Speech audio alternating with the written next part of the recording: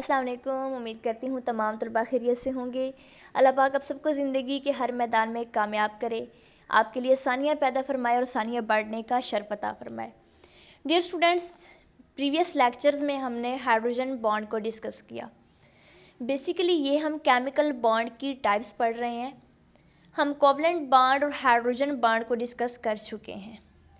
आज के लेक्चर में हम आयोनिक बॉन्ड को डिस्कस करेंगे। बच्चों, आयोनिक बॉन्ड बेसिकली ऐसा बॉन्ड होता है जो एक एटम से दूसरे एटम में इलेक्ट्रॉन की मुकम्मल मुंतकिली से वजूद में आता है, जबकि इन इलेक्ट्रॉन्स पर अपोजिट चार्ज होते हैं। यानी हम इसको इस तरह से डिफ़ाइन कर सकते हैं कि the bond found by the attraction of opposite ion is called ionic bond. यानी कि ऐसा बॉन्ड जो कि अपोजिट आयन की अट्रैक्शन से पैदा होता है उसे आयोनिक बॉन्ड कहते हैं। अब एक एटम या तो इलेक्ट्रॉन्स गेन करता है या फिर लूज़ करता है, इसलिए उन्हें एक इलेक्ट्रिक चार्ज की ज़रूरत होती है, इसलिए इसे आयन कहते हैं। अगर हम पीरियोडिक टेबल की बात करें तो पीरियोडिक टेबल के ग्रुप 1 और 2 के तमाम एलिमेंट्स जो कि मेटल्स हैं, इलेक्ट्रॉन्स देने का रुझान रखते हैं, जिसकी वजह से उन पर पॉजिटिव चार्ज आ जाता है और इस तरह ये पॉजिटिव चार्ज वाले आयन बना देते हैं। दूसरी जानिब ग्रुप 15 से 17 तक के एलिमेंट्स इलेक्ट्रॉन्स हासिल करते हैं और इस तरह इन पर नेगेटिव चार्ज आ जाता है, इसलिए ये इलेक्ट्रोनेगेटिव एलिमेंट्स कहलाते हैं। इनकी इलेक्ट्रॉन अफिनिटी ज़्यादा होती है, फोर्स ऑफ अट्रैक्शन ज़्यादा होती है और ये ईज़िली मेटल आयंस को अपनी तरफ अट्रैक्ट कर लेते हैं। अब जो मेटल्स होते हैं यानी ग्रुप 1 और 2 के एलिमेंट्स जिन पर पॉजिटिव चार्ज होता है और नॉन मेटल्स जो कि ग्रुप 15 से 17 तक के एलिमेंट्स हैं हैविंग नेगेटिव चार्ज, ये दोनों ग्रुप्स आपस में रिएक्ट करते हैं तो एक केमिकल बॉन्ड वजूद में आता है। अब हमारे पास आयंस दो तरह के होते हैं, एक केटाइन होते हैं और सेकंड एनाइंस होते हैं। केटाइंस बेसिकली ऐसे आयन होते हैं जिन पर पॉजिटिव चार्ज होता है और बेसिकली ये इलेक्ट्रॉन्स देने का रुझान रखते हैं। ये एक या एक से ज़्यादा इलेक्ट्रॉन्स को लूज़ करते हैं जिससे इन पर पॉजिटिव चार्ज आ जाता है और इस तरह ये अपना शेल कंप्लीट करके ख़ुद को स्टेबल कर लेते हैं। इन्हें प्लस के साइन से शो किया जाता है जो कि 1, 2 और सो ऑन की नंबर्स में हो सकते हैं।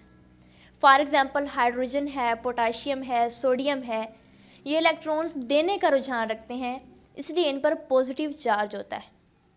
इसी तरह सेकंड आयंस हमारे पास एनाइंस होते हैं, इन पर बेसिकली नेगेटिव चार्ज होता है और ये एक एटम से एक या एक से ज़्यादा इलेक्ट्रॉन्स हासिल करते हैं जिससे इन पर नेगेटिव चार्ज आ जाता है और ये अपना शेल मुकम्मल करके ख़ुद को स्टेबल कर लेते हैं। इन्हें माइनस के साइन से ज़ाहिर किया जाता है जो कि 1 या 2 या इससे भी ज़्यादा की तादाद में हो सकते हैं। फॉर एग्ज़ाम्पल क्लोराइड आयंस होते हैं, हाइड्रोक्सिल ग्रुप होता है OH। इस प्रोसेस को समझने के लिए हम साल्ट टेबल की एग्ज़ाम्पल लेते हैं जो कि आम खाने का नमक है, यानी कि सोडियम क्लोराइड, जिसे हम घरों में यूज़ करते हैं सालन बनाने के लिए या बहुत सी और डिशेस बनाने के लिए, और ये खानों को लजीज बनाता है। NaCl इस प्रोसेस में सोडियम और क्लोराइड आयन आपस में रिएक्ट करते हैं जो कि अपोजिटली चार्ज होते हैं। एज यू नो, सोडियम का एटॉमिक नंबर 11 होता है और क्लोरीन का एटॉमिक नंबर 17 होता है। अगर हम इनकी इलेक्ट्रॉनिक कन्फिग्रेशन की बात करें तो सोडियम के फर्स्ट शेल में 2 इलेक्ट्रॉन, सेकंड में 8 इलेक्ट्रॉन्स और थर्ड में 1 इलेक्ट्रॉन होता है। अब उसे अपना ऑक्टेट कंप्लीट करने के लिए 7 इलेक्ट्रॉन्स की ज़रूरत है। चूँकि 7 इलेक्ट्रॉन्स हासिल करना इजी नहीं होता, इसलिए ये अपने आखिरी शेल में से 1 इलेक्ट्रॉन लूज़ करके ख़ुद को स्टेबल कर लेता है। इसी तरह अगर हम क्लोरीन की इलेक्ट्रॉनिक कन्फिग्रेशन देखें तो उसके फर्स्ट शेल में 2 इलेक्ट्रॉन्स, सेकंड में 8 इलेक्ट्रॉन्स और थर्ड शेल में 7 इलेक्ट्रॉन्स होते हैं। अब उसे अपना ऑक्टेट मुकम्मल करने के लिए जस्ट 1 इलेक्ट्रॉन की ज़रूरत है। अब ये 7 इलेक्ट्रॉन्स को ईज़िली लूज़ नहीं कर सकता, जबकि 1 इलेक्ट्रॉन को ईज़िली गेन कर सकता है।